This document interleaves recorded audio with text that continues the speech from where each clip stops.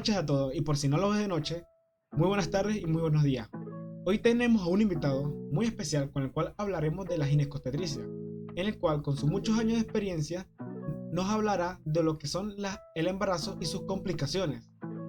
Bueno, sin más preámbulos, hoy tenemos en este episodio número 3 el honor de charlar con el doctor José Andrés del Orbe de Profetus. Doctor José Andrés, ¿cómo se encuentra? ¿Cómo está? Bien, ¿cómo estás, Roger? ¿Cómo te va? Bien, todo Bueno, gracias. bien. Gracias principalmente pues por la invitación. Ya veo que pues estás metido en esto desde hace tiempo, por el espacio para compartir un ratico con ustedes. Y bueno, en lo que podamos ayudar, poco a poco vamos a ir aportando. A ver. Sí, sí, sí, así es, así es. Perfecto. Bueno, hoy vamos a hacer una pequeña charla sobre, como dije, sobre las complicaciones del parto. Y en este episodio número 3 vamos a comenzar primero para que todos te conozcan en quién eres tú, doctor José Andrés. Cómo llegaste tú a ser ginecostetra y sobre todo danos una visión general de toda tu experiencia durante toda esta carrera y además quisiera como adicional que nos diera una diferencia entre la ginecología y la obstetricia. Bueno, pues te cuento que empecé mis estudios de medicina en la ciudad de San Cristóbal. Allí hice la carrera de médico general. Pues mi papá también era ginecólogo y desde pequeño pues me fue como llevando, como inculcando la especialidad y pues al final me terminó gustando mucho, ya que es una especialidad muy completa.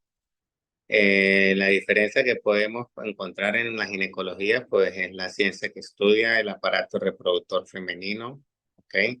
Allí vamos a encontrar lo que es el ciclo ovárico, el ciclo endometrial, lo que son las enfermedades de la pubertad, las enfermedades genéticas de la formación del aparato reproductor femenino. Y la obstetricia es la ciencia que estudia pues todo lo que es en relación al embarazo y sus complicaciones.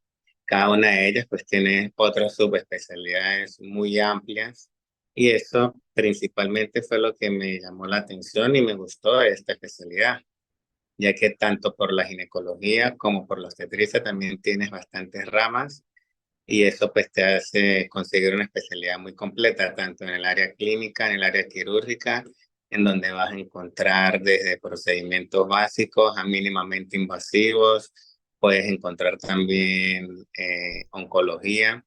Entonces te das cuenta que es una de las especialidades más amplias, si no es que es la más amplia, ¿ok? Y tiene pues de todas sus ramas pues es un universo que vas explorando, explorando, explorando y al final te das cuenta de que es bastante interesante. Wow, wow, increíble. Bueno, no sabía ese detalle de que era una de las ramas más amplias, pero bueno, interesante esto. Y bueno, aquí tengo varias preguntitas que vamos a ir en esta entrevista diseccionando. En este caso, ahorita tenemos hablar de lo que es el embarazo y sus complicaciones en esta sección. Y entonces queremos hablar primero lo que es de algo que se suele ver muy frecuentemente, que se piensa que el médico actualmente no es tan necesario y que solamente lo solemos ver cuando ya es una emergencia. Entonces quisiera, en la parte del embarazo, las mujeres normalmente tienen que acudir a un control prenatal. Entonces, normalmente no se suele, no, las mujeres no suelen hacerlo como es debido. Entonces quisiera saber o que nos diera tu opinión sobre cuáles son los riesgos de no tener este control adecuado y cuál es a la vez la importancia de este control prenatal.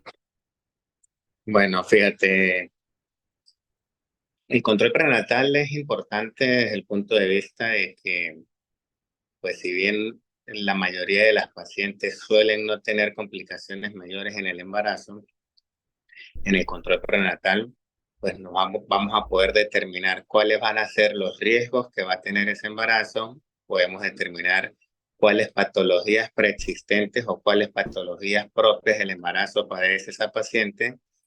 Y obviamente, pues la idea es poder direccionar y poder ayudar a esa paciente para que logre un embarazo a feliz término, al igual pues de que su bebé también llegue a lo más cerca o lo mejor posible al nacimiento, ¿ok?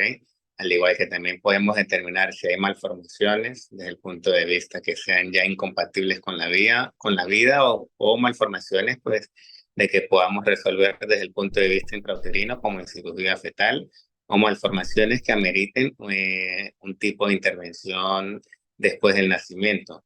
Entonces, obviamente, en base a esto, pues tú sabes de que el control prenatal es súper necesario.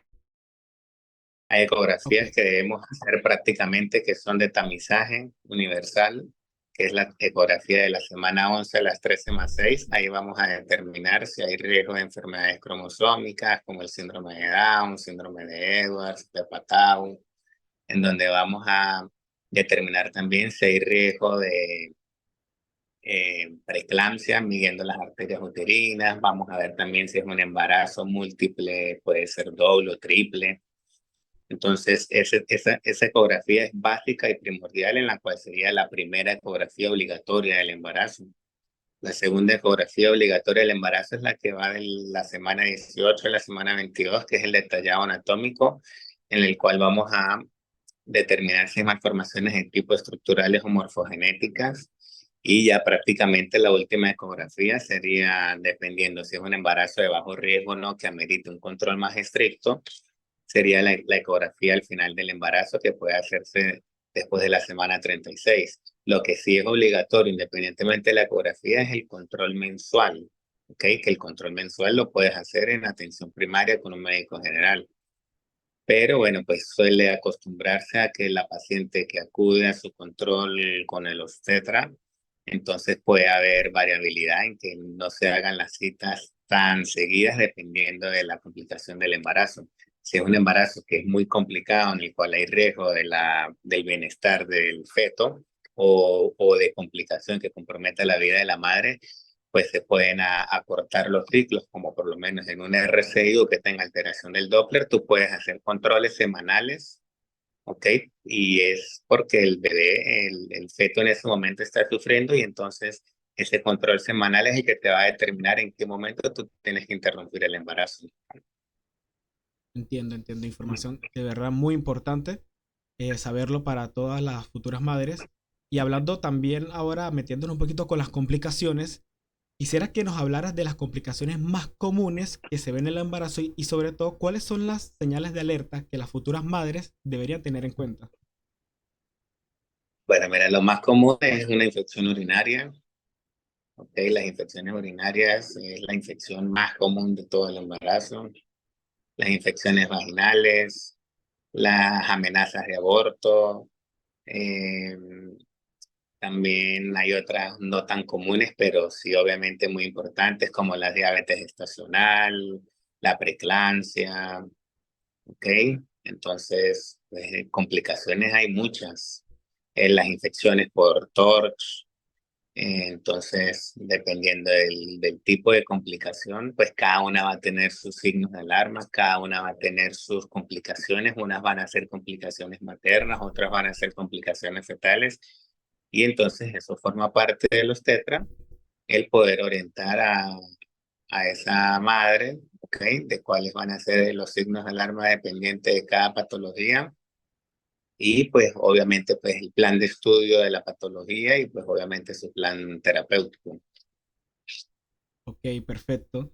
Bueno, y hablando ahora un poquito más adentrándonos a estas patologías, ¿podrías hablarnos de los aspectos médicos y cómo afectan a la fisiología del embarazo? ¿Alguna de estas patologías? Unas cuantas, no sé, unas dos que nos quieras explicar. Bueno, fíjate, si hablamos de lo que son, digamos, las infecciones urinarias, entonces vamos a tener que, obviamente, la uretra de la mujer es una uretra corta, ¿ok? Y eso hace de que si tenemos alguna contaminación a nivel vaginal, esos microorganismos asciendan a través de la uretra y logren colonizar la vejiga, ¿ok? También la presión que se hace del útero sobre la vejiga, pues hace también de que la uretra descienda un poquito, entonces pues también la hace susceptible. También hay, hay un poco, no es un estado de inmunosupresión, porque es prácticamente un estado de inmunorregulación que ocurre en el organismo y eso hace pues de que también estas mujeres o la mujer embarazada sea un poco más susceptible a infecciones. Entonces, esa es la afectación que haría fisiológicamente o el cambio fisiológico que ocurre en el embarazo. También hay reflujo ureteral a nivel de las vías urinarias, entonces ese reflujo ureteral que nos puede llevar a hidronefrosis en el embarazo, que al principio son fisiológicas, pero que luego se pueden complicar a medida que ese reflujo va aumentando, y eso también pues, nos hace también susceptibles a pielonefritis.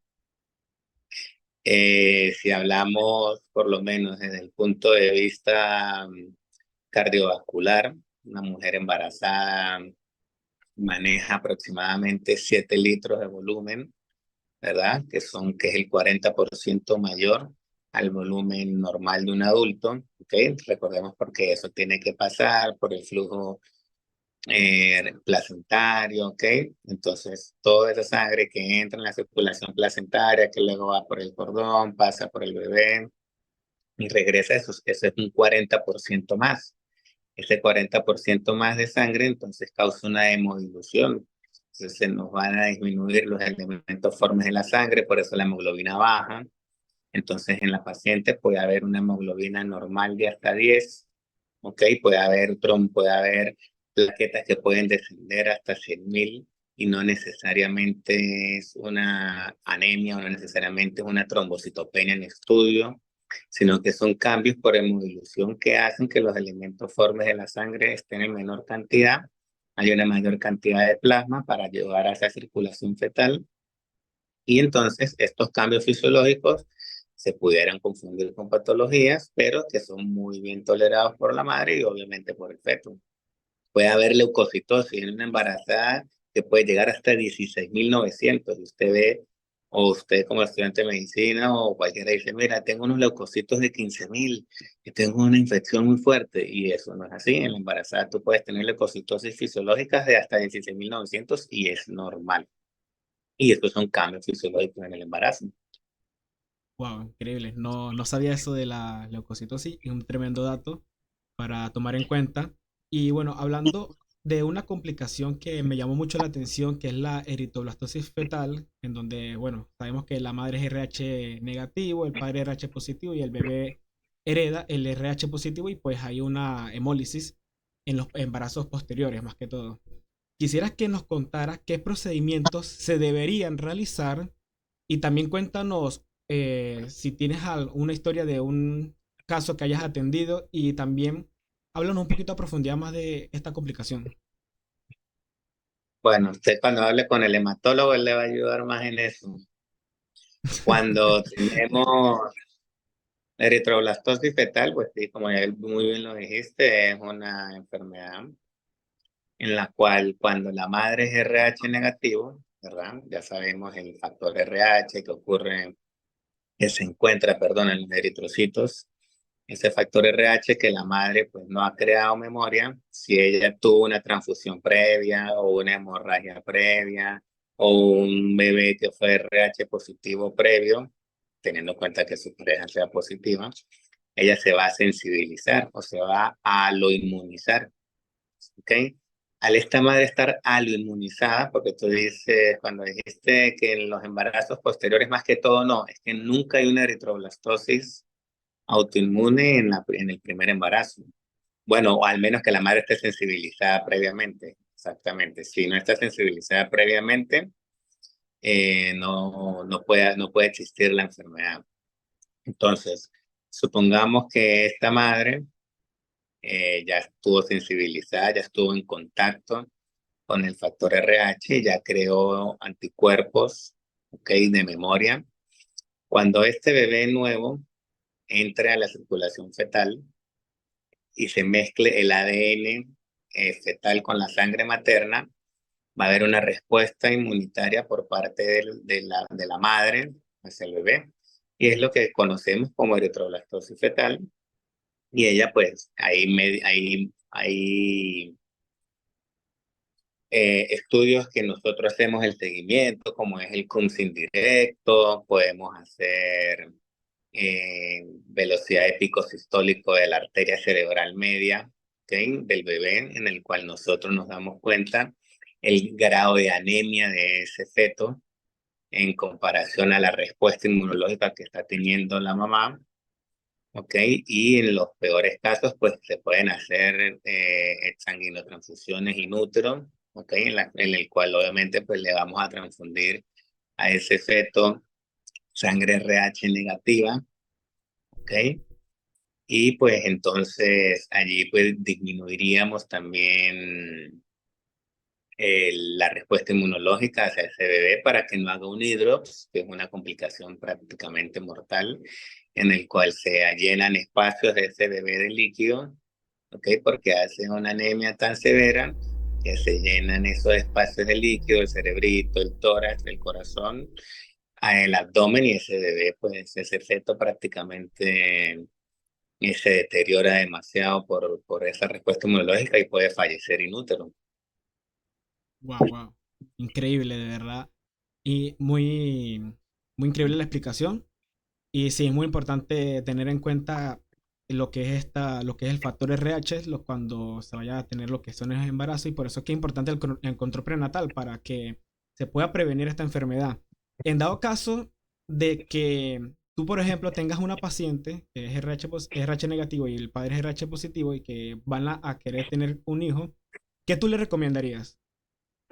Pero lo primero que hay que saber es si la madre está inmunizada o no. Si está inmunizada, para eso tú pides el CUMSIN directo, que es un estudio en el cual tú le vas a sacar la sangre de la mamá y la vas a poner a aglutinar con los anticuerpos de RH y vas a ver si aglutinan o no. Entonces eso también tiene eh, unas ilusiones en el cual son de bajo riesgo o de alto riesgo. Entonces, primero tienes que ver si la madre está inmunizada, no pasa nada. Si la madre no está inmunizada, no pasa nada. Si la madre está inmunizada, está aloinmunizada, entonces hay que ver si está de alto o de bajo riesgo. Si tiene, se ha creado demasiados anticuerpos de respuesta, ya es un embarazo obviamente de alto riesgo, o si tiene anticuerpos de baja respuesta, que el punto de corte en este caso sería 16, usted entonces ya puede ir llevando el embarazo y el seguimiento pues es mucho más estricto, pues. Entiendo, entiendo. Hablando ahora también de esta misma patología, sabes que estaba leyendo que existe una vacuna. ¿Cómo actúa esta vacuna? Y si la madre está inmunizada, podría funcionar esta vacuna o no funciona? La vacuna es la inmunoglobulina anti-D, ok, ella se comercializa de 300 miligramos. La vacuna por lo general tú la colocas para evitar la inmunización, ¿sí? Ella lo que va a hacer es suprimir la respuesta inmunológica para que no se creen los anticuerpos anti-D, ¿ok? Pero ya después que la paciente está aloinmunizada, ya la vacuna no tiene ningún efecto, pues. Entiendo, entiendo. Bueno, increíble. Pasando con el siguiente tema, sabes que se tiene la creencia de que el cáncer siempre es muerte y que un embarazo con cáncer no sería factible, ya que por la quimioterapia podría afectar lo que es al bebé en concepción. Entonces, quisiera saber dentro de tu experiencia, qué tan factible es tener un embarazo si la persona, en este caso la madre, tiene cáncer, y cómo podría afectar en dado caso la quimioterapia, o qué se haría para que no afectara en este caso al bebé. Bueno, pues la quimioterapia, pues para nadie es un secreto que está contraindicada tanto en la lactancia materna, obviamente si está contraindicada en el embarazo porque es teratogénica.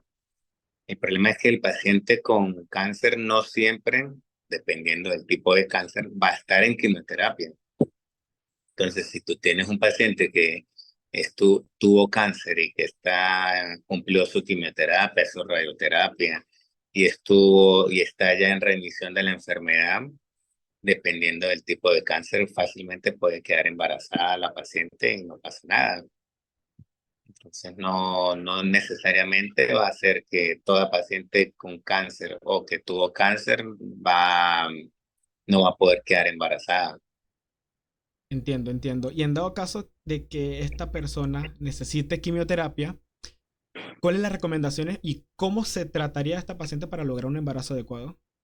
En dado caso de que ya esté embarazada.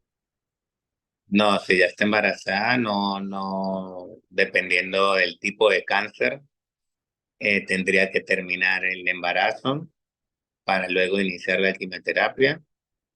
Para poder iniciar su tratamiento oncológico, tendría primero que finalizar el embarazo, porque al final si utilizas el quimioterápico en el embarazo, pues sabes que vas a deteriorar al bebé. Entiendo, entiendo. Increíble. Bueno, pasando ahora, siguiendo en este tema, la oncología y la obstetricia, pues es muy interesante. Y bueno, aparte de esto, ¿qué consejo le darías a estas futuras madres para afrontar estas complicaciones y mantener un embarazo saludable? Pero lo primero, pues acudir a sus controles prenatales, hacer una planificación de embarazo, la alimentación, ¿ok? El cuidado. El embarazo no es una enfermedad, es una condición, pero también, pues sí, hay que tener cierto cuidado, sobre todo en la vida diaria, el alzar peso, el buscar situaciones de riesgo, el consumo de alcohol, de tabaco, todo eso son factores que van influyendo, el estrés, ¿ok? Que van influyendo y nos pueden afectar el embarazo. Entiendo, entiendo, perfecto. Bueno, ahora pasando a lo que es a los siguientes temas, vamos a hablar lo que es del trabajo de parto, que se suele tener un poquito de tabú a algunas mujeres o un poquito de miedo. Quisiera saber cuáles son los indicadores de que una mujer está entrando en trabajo de parto y qué debería tener en cuenta la futura madre para saber de que está entrando en trabajo de parto y debe acudir ya al ginecostetra. Bueno, lo primero es que va a tener dolor, va a tener un poco de dolor pélvico, que sería en el momento en el que el bebé se está encajando en el polo superior de la pelvis. Posteriormente, cuando ese cuello empiece a borrarse y a tener su pequeña dilatación, va a expulsar un tapón mucoso, que es un moco que puede salir con un poco de sangre y es bastante característico. Eso ya nos dice que ya se abrió ese cuello, que está empezando a dilatar. Luego va a empezar a sentir las contracciones, que es un dolor que va a sentir por encima del ombligo, donde va a sentir que va a ser periódico, que va a durar solo en algunos segundos, luego va a calmar y básicamente lo que va a sentir es que se le pone como la barriguita dura. Entonces ya esos son signos de que ya hay un inicio de un trabajo de parto. Entiendo, entiendo. Muy interesante lo que es la parte del parto.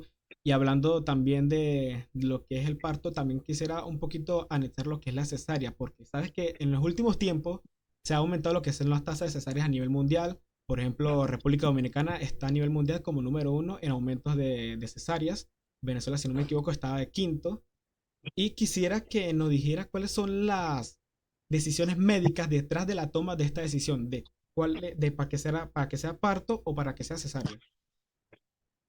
Bueno, hay indicaciones, ¿no? Indicaciones absolutas y relativas necesarias, ¿ok? Entonces, pues cada caso es individualizado, para nadie es un secreto de que en Venezuela, no desde ahora, desde hace muchos años y a nivel mundial ha aumentado la tasa de cesáreas y eso pues viene todo sobre todo por el tema de la salud privada, ¿ok? En donde las tasas de cesáreas son mayores, en donde cada obstetra, pues de repente la falta de protocolos de manejo o protocolos de seguimiento estrictos en el manejo del trabajo de parto ha hecho de que pues se hagan cesáreas deliberadamente por complacencia, por decirlo así. Y eso pues es un problema de salud pública que tenemos desde hace muchos años. Y nada, pues, ¿qué te puedo decir de eso? Entiendo, entiendo. Bueno, ¿y qué es lo más recomendado siempre? ¿Parto o cesárea? Bueno, es que depende de las situaciones. Por eso te digo, hay indicaciones absolutas y relativas.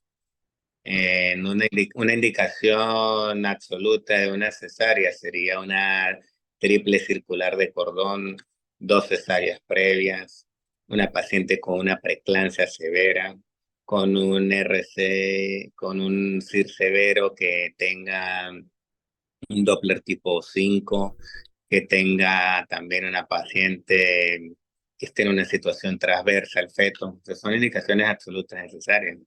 Las indicaciones relativas puede ser una circular de cordón, una circular simple de cordón pudiera parir, para eso hay monitoreo intraparto, o un podálico también pudiera parir.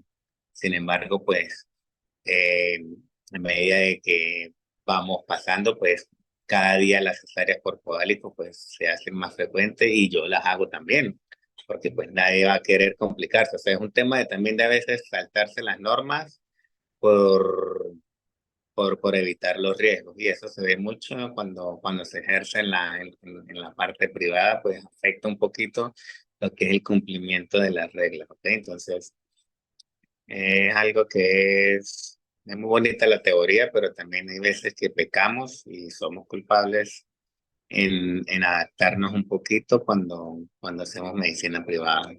Claro, claro. Bueno, siempre todo es cuestión de adaptación. Y bueno, adentrándonos un poco más en lo que es la inducción del parto Solo ahora. de- Bueno, ahorita adentrándonos un poquito más en la inducción del parto, quisiera saber cuándo y por qué se induce el parto y cuáles son las diferencias entre el parto inducido quirúrgicamente o por medio de hormonas. Ok, cuando inducimos el parto es cuando ya tenemos una necesidad que interrumpir ese embarazo. Si tenemos una paciente con una restricción del crecimiento intrauterino a las 37 semanas, podemos, podemos inducir el parto porque ya no tenemos nada que ofrecerle desde el punto de vista placentario a ese feto, entonces podemos inducir el parto. Cuando tenemos una paciente con 41 semanas, que ya estaría en un embarazo a término tardío, también tenemos indicación de inducir el parto para evitar un embarazo postérmino. Hay maniobras, ¿ok? Que son las quirúrgicas, en las cuales están las dilataciones manuales, las maniobras de Hamilton, las dilataciones con balón de Krauss. Entonces, esas son las quirúrgicas, que es hacer de manera mecánica una dilatación, ¿ok? Eh, Están también las químicas o las farmacológicas, en el cual tenemos la oxitocina, ¿ok? Que la utilizamos por vía endovenosa, o podemos utilizar también el misoprostol, que lo podemos utilizar bien sea por vía vaginal, por vía oral o por vía sublingual. Entiendo, entiendo. Bueno, continuando ahora con las cosas que menciona, con lo que es el parto, quisiera hablar sobre lo que es la episiotomía.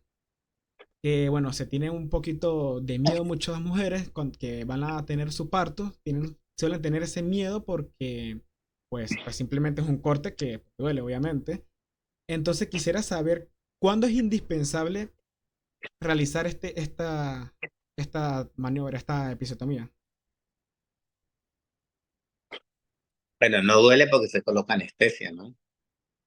Pero es indispensable solo cuando el feto es la proporción de la cabeza del feto con la vagina es mayor. ¿Ok? Es preferible solo hacerla en el momento que sea necesaria. Anteriormente se hacía de rutina y eso pues ya se ha quedado atrás. Anteriormente se hacía toda paciente primigesta, había que hacerle episiotomía y eso ya también quedó atrás. Si es una paciente que tiene un periné que deprime bastante y que se adapta fácilmente a la salida o a la expulsión de la cabeza del feto, pues es una paciente que no se le va a hacer episiotomía y sobre todo si ya es multípara. Entiendo, entiendo. Bueno, ahora hablando actualizándonos un poco ya en lo que son los momentos actuales, ¿cuáles son los últimos avances del manejo de trabajo de parto que los profesionales de salud deberían conocer actualmente? Bueno, mira, en trabajo de parto pues tenemos mediciones de ángulos occipito con el Atlas y el occipital para ver el grado de deflejación de la cabeza. Ese ángulo lo medimos ecográficamente. Tenemos también varios software que nos van a ayudar y nos van a dar el éxito del parto, ¿ok? dependiendo de los antecedentes de la paciente y dependiendo de la clínica.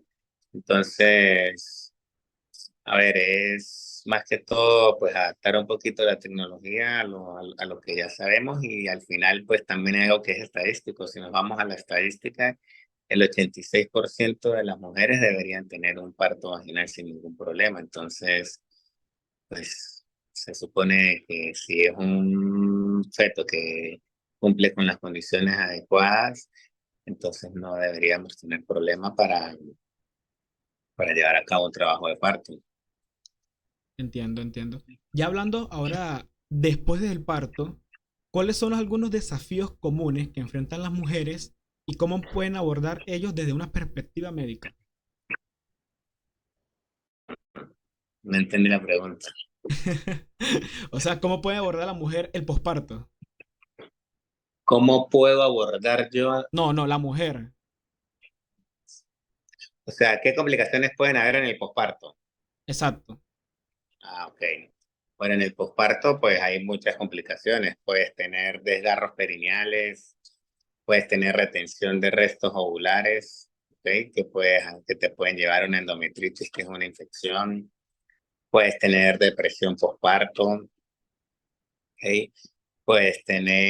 Hay trastornos hipertensivos en el embarazo que se pueden desarrollar luego del posparto, que es por lo menos una complicación que sería la eclampsia, ¿ok? Que puede debutar en un posparto.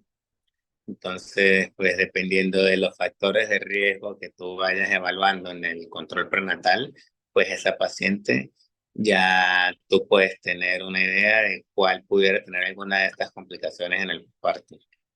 Entiendo. Ya cerrando lo que es la parte del parto, luego de que ya la mujer ha tenido su parto, ¿qué consejos prácticos le podrías dar tú a ella para manejarlo de la mejor manera? Es decir, ya después de que ha tenido su parto, ¿qué es lo que ella debería hacer, pues, de manera correcta? ¿Y qué no debería hacer? Bueno, lo primero, alimentarse bien, tener en cuenta de que pues su cuerpo va a tardar semanas en volver a adaptarse, ¿ok? A sus condiciones prenatales, evitar el hacer un ejercicio excesivo, iniciar terapia anticonceptiva para evitar un embarazo durante el periodo de la lactancia y dependiendo de sus condiciones que tuvo durante el embarazo, sus patologías previas o patologías que tuvo propias de la gestación, pues ya habrá un cuidado diferente para cada una de ellas. Entiendo. ¿Hay alguna complicación en caso de que la mujer, luego del posparto, vuelva a quedar embarazada? No, bueno, hay algo que se llama el periodo intergenésico. Los periodos intergenésicos es el espacio que tú vas a tener entre el momento del nacimiento de un bebé anterior y el momento de nacimiento proyectado del siguiente bebé, teniendo en cuenta de que haya quedado embarazada eh, muy recientemente luego de un parto, ¿sí? Sobre todo es en la cesárea, ¿ok? Que es donde todavía esa cicatriz uterina está reciente, entonces hay un riesgo de rotura uterina en ese futuro embarazo. Y eso obviamente no va a ocurrir al principio, sino ya cuando el útero pues esté más grande. Entonces eso va a depender del tiempo, ¿ok? El periodo intergenésico corto se habla cuando estés menor de 18 meses entre el nacimiento de un bebé y el nacimiento calculado del siguiente bebé. Entiendo, entiendo. Perfecto. Bueno, sabes que yo hice una encuesta en Instagram y salieron algunas preguntas interesantes. Tomé unas cuantas, creo que fueron cuatro o tres. Entonces quisiera hacerte estas preguntas que hizo la audiencia para que las conteste de una manera breve. Y bueno, la primera pregunta dice, ¿cuáles son las cantidades de controles prenatales mínimos establecidos? Es decir, por ejemplo, las personas de bajos recursos que no pueden acudir a las cantidades necesarias, ¿cuáles son las cantidades por lo menos mínimas que deberían acudir? Ahora, yo le recomendaría que si es control prenatal en las instituciones públicas, ¿verdad? En los ambulatorios, en los sitios de atención primaria, puedes hacer tu control mensual, sobre todo por la ganancia de peso, la tensión arterial, ¿ok? Si hay algunos síntomas para el descarte de infecciones. Y desde el punto de vista especializado cuando vas a buscar a los tetras, yo te recomendaría que fueran al menos 3 veces, que sería el eco de la semana 11 a la 13 más 6, el eco de la semana 18 a 22 y ya el eco final, que es entre las 36 y las 37 semanas. Perfecto. La siguiente pregunta dice, ¿cuáles son los riesgos de un embarazo precoz?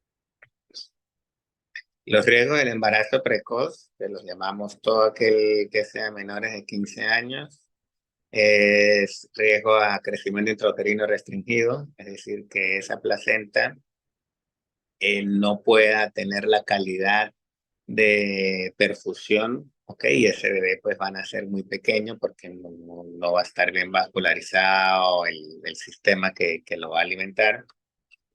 La preeclampsia es de alto riesgo en embarazos precoces.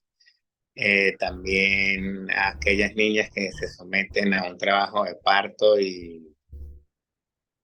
que son muy traumáticos, ¿okay? Pueden causar necrosis en la hipófisis y eso se llama síndrome de Sheehan.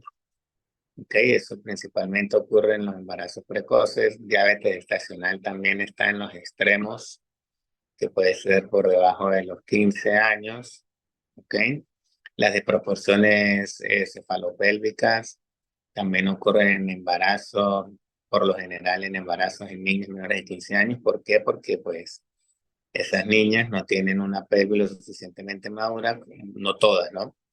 Para lo que va a ser un trabajo de parto, sobre todo si es un feto grande, entonces eso hace que puedan haber o que exista un poco mayor de riesgo en las proporciones cefalopélvicas y también en los desgarros perineales. Entiendo, entiendo. ¿Cuál es la probabilidad de llevar un embarazo sano y cómo la medicina ha avanzado para hacer esto posible en estas mujeres que son mayores? Bueno, a las mujeres mayores de 40 años, el potencial fértil disminuye. ¿Sí? ¿Por qué? Porque la calidad y la cantidad de ovocitos que pueden ser o que son fecundables, pues han disminuido, pues. Lo otro también es que toda mujer mayor de 40 años empieza una curva de ascenso al riesgo de cromosomopatías. Entonces, pues también hay que explicar esos riesgos. No es que quiere decir que yo tengo 40 años y ya mi bebé va a tener con síndrome de Down. No, pero sí es un aumento del riesgo. Tiene más riesgo la mujer de 43 años para un síndrome de Down que la mujer de 35. El riesgo también de los trastornos hipertensivos en el embarazo y el crecimiento intrauterino restringido también aumenta más en las pacientes de 40 años. Entonces, no es imposible, pero sí son embarazos que hay que valorar bien desde el punto de vista preconcepcional, ¿ok? Para pues evitar este tipo de complicaciones y poder llevar un embarazo a feliz término. Entiendo, entiendo. ¿Y la medicina cómo ha avanzado para hacer esto posible? Bueno, estamos en el 2024 ya.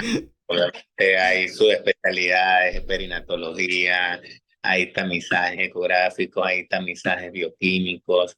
Entonces usted hace pruebas de ADN fetal en sangre materna, usted hace pruebas ecográficas, hace pruebas invasivas de cariotipo, de líquido amniótico, de biopsia de vellosidades coriales, de estabilizar a la madre si tiene una enfermedad preconcepcional y entonces estabiliza su patología de base antes de que quede embarazada. Entonces, obviamente hay herramientas, hay muchísimas. Entiendo, entiendo. Ok, ahora vamos con un par de preguntas personales, preguntas flash, que vas a responder de manera rápida con lo primero que se te venga a la mente. ¿Preparado? Ok, A ver, ¿cuál es tu día favorito del año? 31 de diciembre, ¿Y 24? también un poquito menos. A ver, bueno, continuando. ¿Cuál es tu ejemplo a seguir? Mi papá, Ok. ¿Cuál es la materia que menos te gustó en la universidad? psiquiatría, ¿Por qué? tan locos todos. A ver, ¿cuál es tu lugar favorito? La naturaleza, el campo. Ok. ¿Cuál es el mejor equipo del mundo y por qué el Real Madrid? Bueno, pues ya lo dijiste, el Real Madrid. ¿Cuál es la música que más escuchas? Uf, de todo un poquito. Ok, perfecto. Bueno, estas serían las preguntas. Pero bueno, te voy a dar una adicional que la acabo de pensar. Y es, ¿cuál es la materia que más te gustó en la universidad, pero que más se te complicó? Tecnología. ¿Por qué? Cuéntame. La profesora era un demonio. Ok, ok. Bueno, ahora para terminar, quisiera para nuestros oyentes estudiantes de medicinas o también profesionales de salud que pueden escuchar este podcast, ¿qué consejos le daría para especializarse en obstetricia y ginecología? Bueno, porque es la mejor del mundo. Es la especialidad más completa, es súper amplia, tienes demasiados caminos que conocer y que explorar. Y si te gusta la fertilidad, te vas por fertilidad. Si te gusta la ecografía, te vas por perinatología. Si te gusta la cirugía mínimamente invasiva, puedes irte por histeroscopia o laparoscopia. Si te gusta la oncología, el cáncer y las cirugías radicales, te puedes ir por oncología. Si te gusta el embarazo, si te gustan las complicaciones endocrinológicas, te puedes ir por ginecología endocrinológica. Ahí tienes demasiadas ramas. Entonces, eso es lo que te permite, o puedes ser un obstetra general, que puede ser como el internista de la mujer embarazada. Entonces, hay bastante tela por cortar y aprender en la especialidad. Muy, muy amplia, súper amplia. Entiendo, Infanto entiendo. juvenil. Wow, wow, wow, increíble. Bueno, para todos los que quedan sin Ecostetra, aquí tienen un referente. Y bueno, ahora ya terminamos este podcast, ya llegamos al final y fue un episodio emocionante. De verdad agradecemos tu tiempo, doctor José Andrés, por explorar con nosotros en este mundo de la medicina y también a las personas que vieron este video. Gracias por su tiempo y por estar oyendo este gran podcast. Y también, pues, si disfrutaste este episodio, pues no olvides suscribirte y también dejar una reseña y compartirlo con tus amigos. Por otra parte, también quisiera agradecer al doctor José Andrés por compartir su conocimiento con nosotros hoy. Y bueno, fue una conversación fascinante. Sí, bueno, Roger, de verdad que gracias a ti pues por la iniciativa, por el haberme invitado.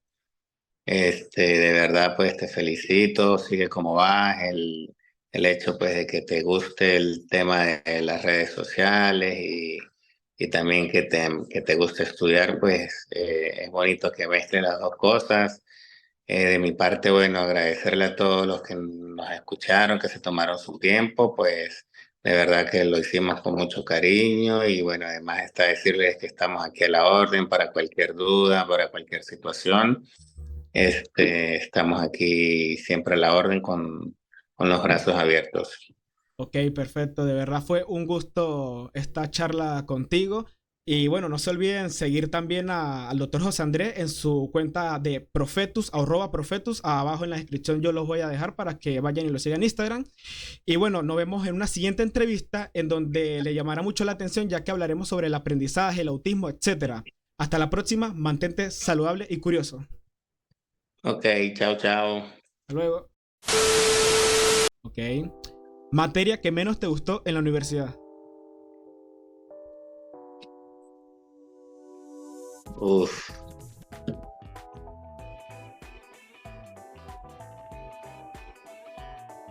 ya va.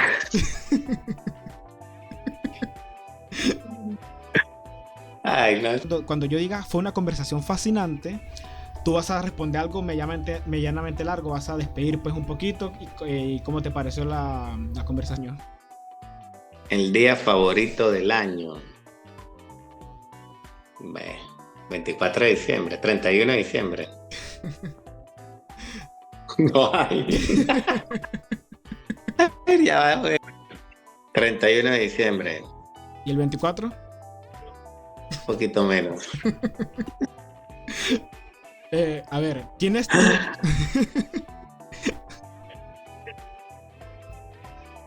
Ah, bueno, entre ginecología y embarazo. Entonces yo hablé con un amigo que sabe mucho de esto, de marketing, y me dijo, no, enfócate en un tema específico para que no aburras a la gente. No, y no borra al entrevistado. Sí, sí, sí. Mira, no había pensado. No todas. No, es que no seas así, trauma. Di trauma por A mí me favor. gustaba trauma. Pero tienes que decir, ¿no? Sería otorrino, oftalmo. Ay, era interesante. La que menos. Psiquiatría. Esa. En la UPA. Repite. Repítela así. Bueno, siguiendo con la siguiente pregunta. Se fue la luz. No puede ser. Sí, mire. Ah, mira, voy a agarrar estos videos, estos cortos, y los voy a subir al final del video.